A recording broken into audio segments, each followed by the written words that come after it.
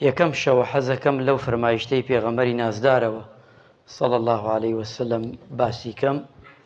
ئەو شەوەیە پێغەمبەری نازدار صلى الله عليه وسلم ئەفەرمێ کاتێ یەکەم شەوی ڕەمەزان تێت ئەو کاتە حەوت تەبەقەی ئاسمان دەکرێتەوە و قاپی بەهەشت ئەکرێتەوە و قاپی دۆزەخش دادەخرێ و شەیتانەکانش کۆت و زنجیر دەکرێ.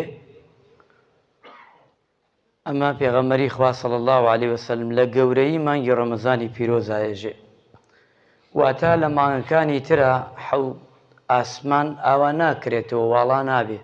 یعنی ئیمشەو هەتا ڕەمەزان تەواو دەبێ دەرگاکانی ئاسمان واڵایە، لە ئەمشەوە هەتا ڕەمەزان تەواوە بێ دەرگاکانی دۆزەخ داخراوە، لە ئەمشەوە هەتا جەژن نوێژی جەژن کە شەیتانەکان هەمووی کۆت و زنجیر دەکرێت لەبەر گەورەی کە ئەم مانگە پیرۆزە.